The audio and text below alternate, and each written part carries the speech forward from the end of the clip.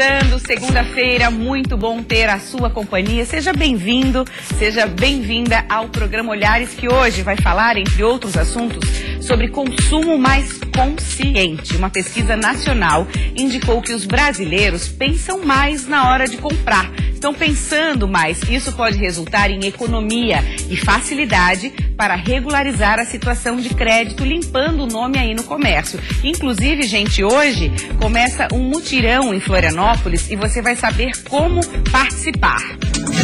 Hoje você vai conhecer uma iniciativa do bem. Cachorros de rua estão ganhando casinhas para se protegerem do frio na Serra Catarinense. E ainda o mercado das cervejas especiais no Brasil ampliou as opções para o consumidor. Aí vem dúvidas sobre, por exemplo, os tipos que existem: artesanal, caseira, comercial. Vamos saber as diferenças para a gente entender melhor entre elas, as diferenças entre elas, para ajudar na hora de a gente escolher a cerveja. Mas vamos começar tirando dúvidas sobre a nova lei que obriga o uso do farol em veículos durante o dia nas rodovias. Começa a valer no dia 8 de julho. Quem vai nos dar mais detalhes é o Adriano Fiamoncini, da Polícia Rodoviária Federal. Seja bem-vindo. Tudo bem, Adriano?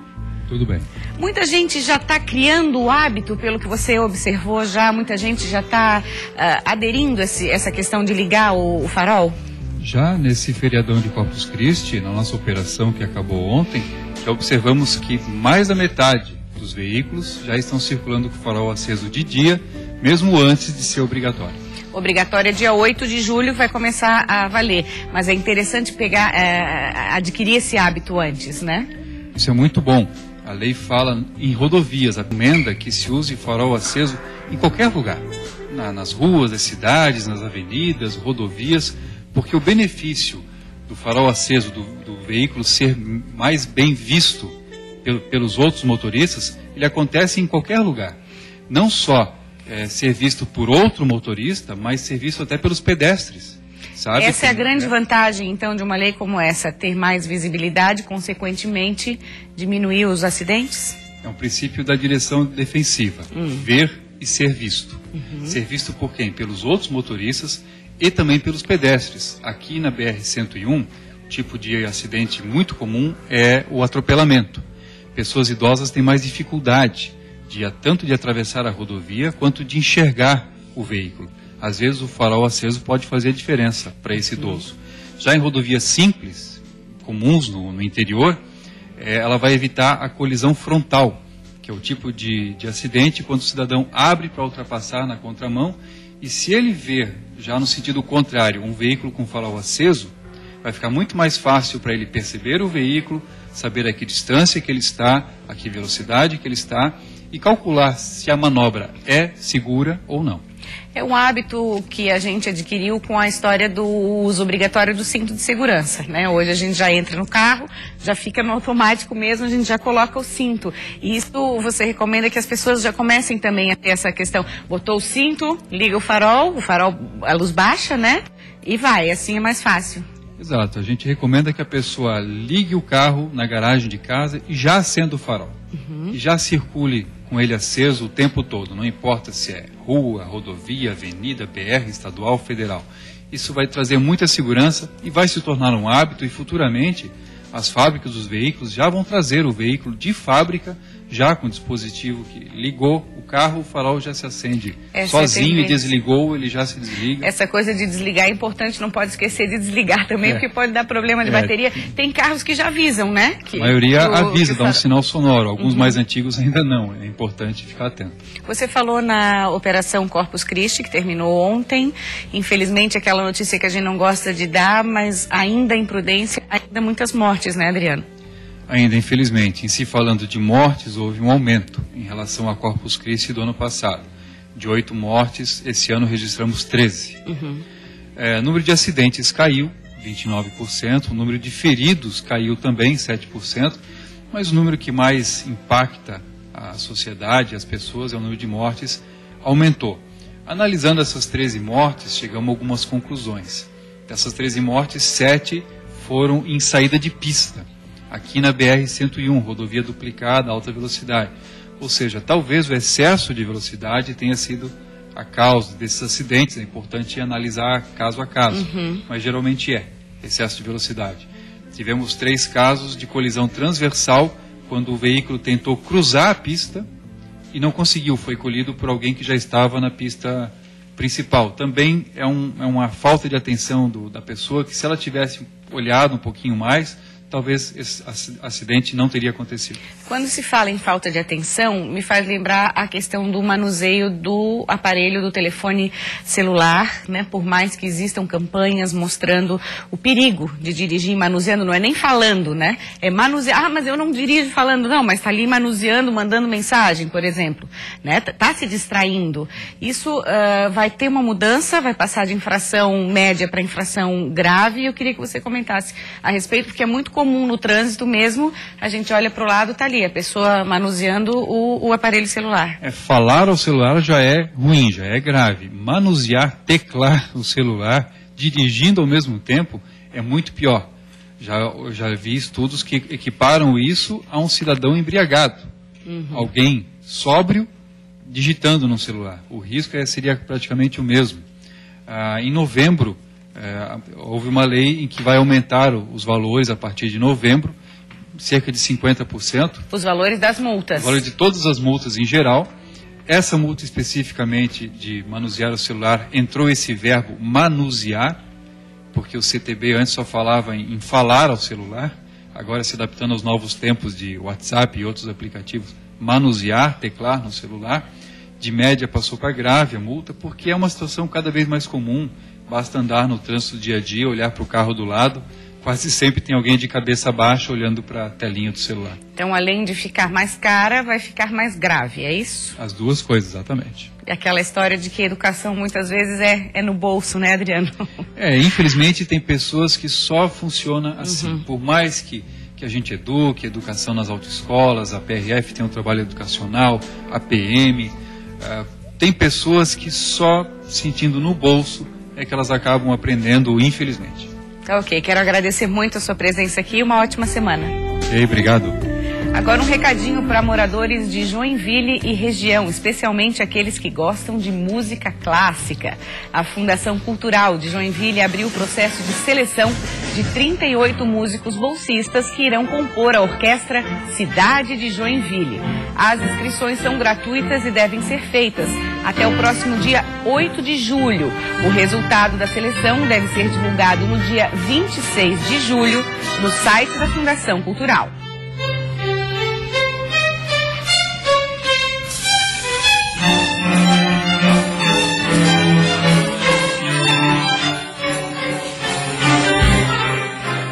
Uma pesquisa nacional indicou que os brasileiros estão pensando mais na hora de comprar. Isso porque, de acordo com os dados dessa pesquisa, a prioridade nesse momento é pagar as dívidas. A consequência é a queda no consumo. O levantamento é da Confederação Nacional do Comércio e mostrou que em maio as famílias brasileiras compraram menos a prazo. O endividamento, que está em 58,7%, caiu quase 1 ponto percentual na comparação com abril e também em relação a maio do ano passado, quando chegou aos 62,4%. Esse número caiu um pouco, isso, claro, por conta da diminuição da atividade econômica e da cautela. Além da retração nas novas compras, a inadimplência aumentou um pouco, dos 23,2% que se encontrava em abril para 23,7% em maio. Na comparação com o mesmo período de 2015, a alta chega a quase 2 pontos percentuais. Um cenário bastante preocupante, porque esse número tem crescido de forma um pouco mais forte no começo desse ano. Para enfrentar o cenário menos favorável, o comércio tenta renegociar dívidas, mas sem deixar de fazer novas vendas, mesmo sabendo que o consumidor já sentiu as taxas de juros mais elevadas e que o desemprego também pode dificultar o pagamento em dia das compras. O lojista está um pouco mais cauteloso, a gente tem percebido aqui na CDL um aumento no número de consultas, um detalhamento maior das consultas, porque é preciso uma investigação um pouco mais cautelosa antes de se conceder qualquer empréstimo ou se fazer qualquer financiamento para o consumidor. Então, essa questão dos empréstimos, de oferecer crédito, aí pode ser uma armadilha, principalmente nesse momento delicado, que as pessoas estão pensando mais antes de comprar. Nós vamos continuar falando sobre o assunto com a presença do Gabriel Melrer, que é diretor de Defesa do Consumidor de Florianópolis. Tudo bem? Bem-vindo ao programa Olhares. Tudo bem, muito obrigado pelo convite. Quero falar sobre esse tema, a questão, ao mesmo tempo que as pessoas estão mais conscientes, estão puxando o freio, vamos dizer assim, tem as armadilhas, as tentações de oferecer oferta de crédito. Como fazer nessa situação, Gabriel? Exatamente. Tem aquele ditado que acho que nunca é bom repetir, nunca é demais repetir, quando a esmola demais o santo desconfia. Então, realmente, é complicado. A partir do momento, existem créditos, quando é muito facilitado, pode ter certeza que alguma armadilha vai ter. Por exemplo, juros muito mais altos. Muitas vezes a pessoa, por estar negativada ou por estar com qualquer tipo de problema, ela acaba pegando um empréstimo que ela pega, por exemplo, R$1.000 e no final da conta ela paga 4, 5, 6 mil reais. Então fica com juros muito superior. Então ele tem que prestar atenção nessa situação. E também uma orientação que a gente passa para os consumidores é tentar ao máximo evitar que pegue empréstimo para pagar uma outra dívida, que aí acaba ocasionando aquela bola de neve, que aí nunca mais consegue dar conta do seu... O efeito bola de neve. Exatamente, isso que é o problema. Começa hoje, outro motivo que você veio falar com a gente, é o mutirão para limpar o nome no comércio, de hoje até o dia, eu anotei aqui, até o dia 3, né? Como fazer para participar? Isso, a gente está já, devido ao sucesso do primeiro mutirão de recuperação de crédito, a gente está fazendo um novo mutirão com a presença de alguns bancos públicos, também privado, mais a Celeste, que é a Casane, uma grande rede de loja aqui da capital, e também o CDL fazendo consulta. Então a gente vai estar lá, o consumidor que tiver com alguma dívida junto a essas empresas, ele pode estar levando o CPF, RG e um comprovante de residência. Todos os consumidores da Grande Florianópolis podem estar sendo atendidos e com condições facilitadas de pagamento. Vamos dizer o nome da loja para facilitar? Pode dizer, fica à vontade. Nenhum. Os bancos são a Caixa Econômica e o Banco do Brasil e o Santander, e a loja é a Loja Esqueires. Tá, se por acaso a pessoa perdeu o documento que mostra o valor da dívida, basta ter o CPF? Sim, basta ter o CPF, RG e o comprovante de residência, que lá as empresas elas têm todo o cadastro daquele consumidor, que ela vai conseguir verificar e aí passar uma melhor proposta que fique bom tanto para a loja quanto para o consumidor. Diante desse momento que a gente está, desse momento econômico atual, você acha que a procura vai ser maior do que o primeiro evento? Eu acredito que sim. Eu acho que o ano passado a gente atendeu praticamente 2 mil pessoas e teve uma recuperação de aproximadamente R$1.200.000 de crédito recuperado. Então, a nossa expectativa é atender tanto a quantidade, mesma quantidade, e com um índice de recuperação ainda maior.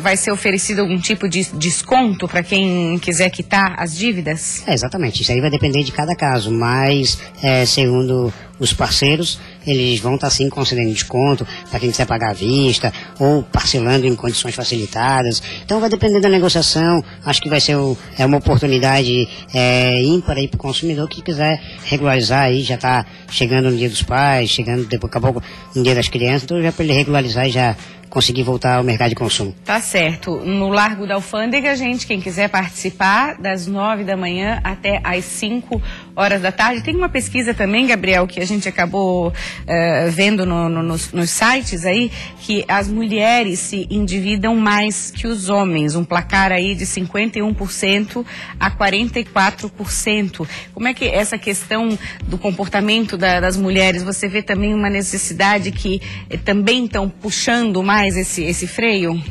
Eu acho que, na verdade, a questão do endividamento, acho que ela é independente de gênero, na verdade. Então, independente do sexo, né? Então, acredito que muitas vezes acaba comprando por compulsividade. Então, impulso, o famoso impulso. Questão do impulso. Muitas vezes não tem necessidade, vou comprar um sapato a mais, vou comprar uma bolsa a mais, e aí quando vai ver, no final das contas, está com um débito que acaba não conseguindo enquadrar no seu orçamento. Pode ser um momento de grande aprendizado, não só por essa fase, mas realmente fazer aqueles questionamentos. Será que eu preciso? Exatamente. Para fazer sobrar também um pouco no claro, final do mês. O ideal é sempre o consumidor nunca ultrapassar o limite de 30%, né, do seu rendimento. Então, muita gente acaba utilizando 30% além do que recebe. Então, aí fica complicado. Aí fica difícil. Aí fica muito complicado. Né? Obrigada mais uma vez pela sua presença. Até a próxima. Até a próxima. A gente e sucesso aí no mutirão. Muito obrigado. A gente que agradece o convite.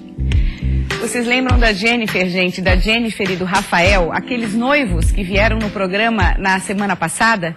Pois a Jennifer ganhou vários presentes aqui no Olhares, em parceria com a Mostra de Noivas Wedding Day.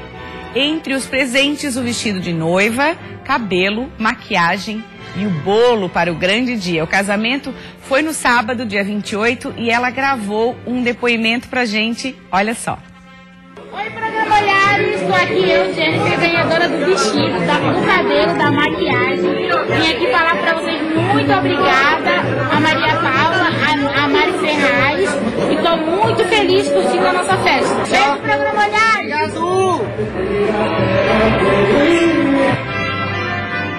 Pelo som que a gente pôde perceber, a festa estava super animada, hein? Beijo, Jennifer, beijo, Rafael. A gente se sente meio madrinha, meio padrinha aqui de vocês e desejamos muitas, muitas felicidades. E olha só que fofura, cachorros abandonados estão ganhando casinhas para se abrigar do frio em Lages. A cidade tem uma das maiores populações caninas do estado. Quem mora em Lages sabe que em dias de frio intenso é difícil sair de casa. Por aqui, em épocas como essa, a temperatura não passa dos 15 graus. Pela manhã é ainda mais frio. Mas se é difícil para quem sai assim, todo encasacado, imagina para esses animais que ficam perambulando pelas ruas da cidade. E foi justamente pensando nisso que um grupo de protetores dos animais tomou uma iniciativa inédita: instalar casinhas nos bairros para dar abrigo aos cachorros abandonados. A ideia é essa, que os animais, instintivamente, né, eles comecem a se dirigir para essas casinhas, até porque a gente vai tentar contar com a ajuda da comunidade, porque vão ficar os comedouros ali pertinho das casinhas, então o pessoal vai ter a chance de estar alimentando também esses cachorros. É preciso ter tempo para fazer a instalação das casinhas. Elas estão sendo fixadas com parafusos e foram produzidas em uma empresa na cidade de Rio do Sul, no Vale do Itajaí. E como a ideia é ajudar o meio ambiente, as casinhas também são ecológicas. Então o material dela já é desenvolvido, na verdade, para que qualquer exposição ao sol, à chuva, ao frio, elas sejam resistentes. Então a gente não vai ter essa preocupação assim de ela se degradar, até porque esse material ecológico ele é biodegradável. A ideia é fixar 500 casinhas nos 71 bairros da cidade, que estão sendo colocadas em locais estratégicos. As primeiras, por exemplo, foram fixadas no Parque Jonas Ramos, o Tanque. Essas duas aqui, bem ao lado da Biblioteca Pública Municipal. É porque é animal, né, que a gente não vai ter consciência também, eles também merecem um aconchego, né? É muito legal essa iniciativa. Não é só gente que tem dor, que sofre no frio, né? O bichinho também. E agora eles têm uma casinha para se aconchegar. Ave Maria, gente do céu, mas olha, eu fiquei com uma felicidade. Lages hoje tem cerca de 60 mil cães nas ruas. Uma iniciativa do poder público em castrar esses animais até saiu do papel. Mas isso vem ocorrendo em pequena escala. Como a demanda é muito grande, o projeto, que começa na implantação das casinhas, não deve parar por aqui. Quer fazer também um trabalho de conscientização nas escolas para os cães de rua, né, para evitar o número de abandono que a gente tem. Futuramente também está pegando esses cães de rua que estarão frequentando as casinhas, castrando, vacinando, vermifugando e devolvendo eles no mesmo lugar onde eles foram pegos, né? Mas tudo isso só será possível se as pessoas colaborarem. Os protetores têm uma página na rede social, onde estão todas as informações de como ajudar nesse projeto. Cada casinha como esta custa R$ 106. Se cada um ajudar um pouquinho, esses amigos de 4 patas vão passar os dias gelados um pouco mais quentinhos. Linda iniciativa, tem que ajudar, tem que ter continuidade e tem que ser imitada aí em outras cidades pelo estado. Agora, gente, vamos falar sobre cerveja. O nosso convidado é o Carlo Lapoli, seja muito bem-vindo. Muito obrigado pelo convite. Tudo bom, Carlo? Ótimo. Cervejas e todas as possibilidades que hoje são muitas. Vamos começar falando da cerveja artesanal, da cerveja caseira, da cerveja comercial. O que é básico para eu poder identificar esses 3 processos? Na verdade, o que diferencia uma da outra é a questão do volume de produção e da regularização. Começando pela cerveja caseira, a fazer cerveja em casa hoje é um hobby. né? Então aqui em Santa Catarina muito desenvolvido, muita gente faz a cerveja na panelinha, num volume pequeno de 30, 50 litros, né, por vez. E isso é um hobby que a pessoa tem, desenvolve receitas diferentes, né?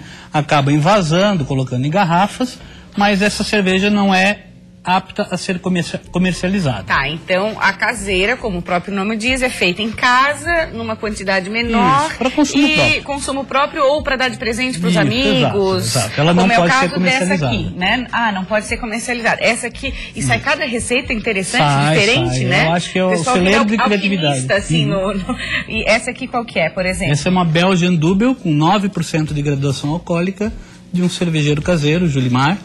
E então é uma cerveja diferente, um estilo belga. E aí ela... Posso servir? Claro, vamos experimentar. Vamos lá. E os copos também diferem, Carlo? Esses copos aqui são também, vamos dizer assim, artesanais, são copos de cristal e são ideais para tomar uma boa cerveja. Né? Essa aqui é a caseira? Isso.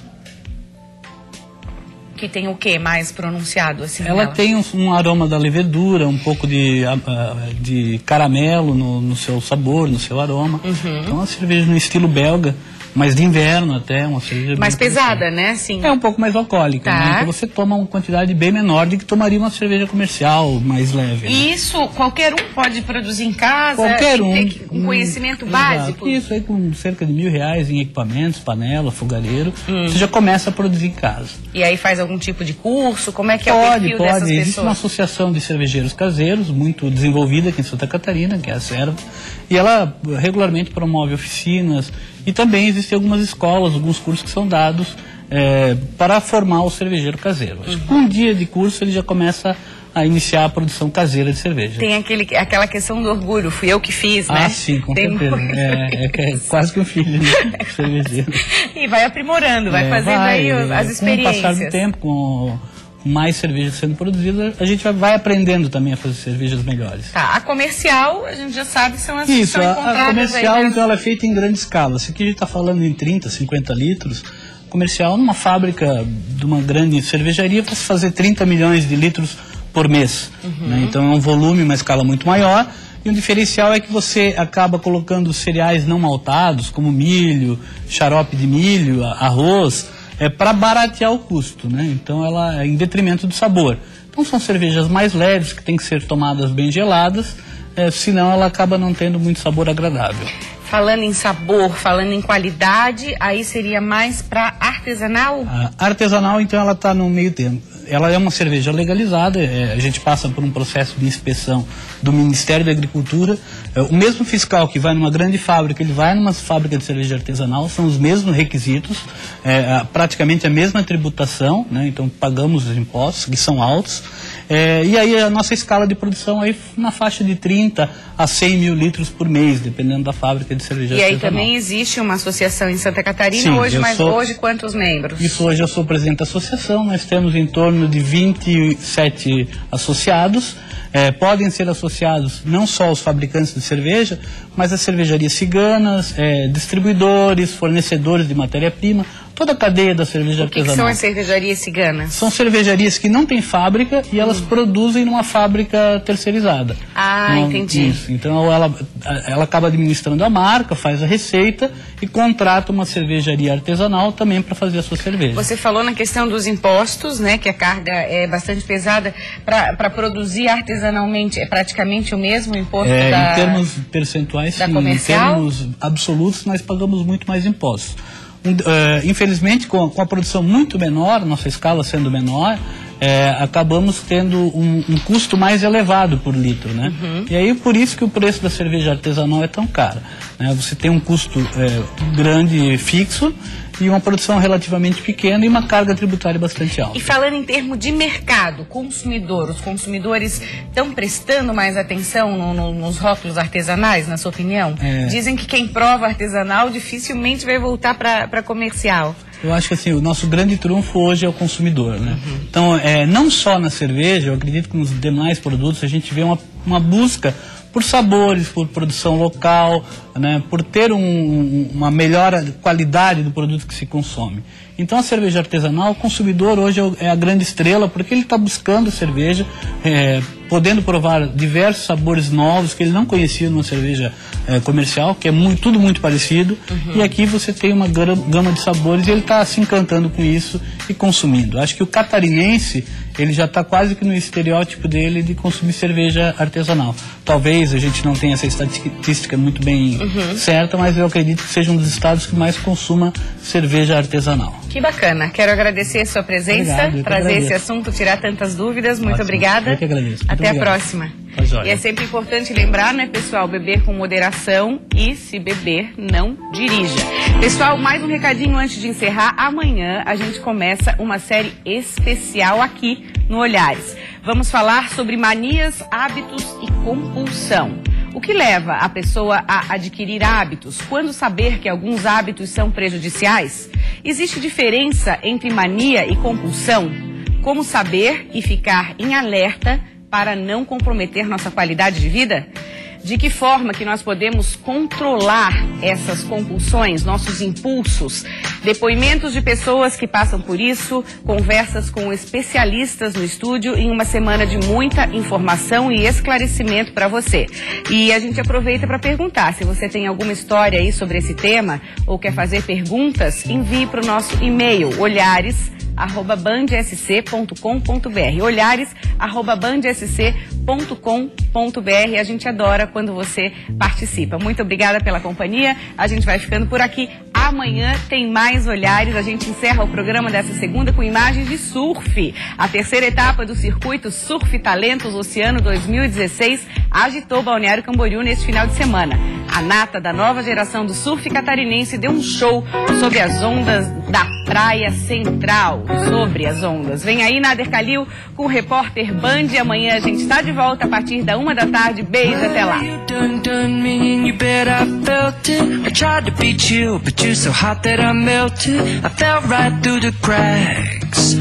Now I'm trying to get back. Before the cool done run out, I'll be giving it my best. This and nothing's gonna stop me but divine intervention. I reckon it's again my turn to win some more.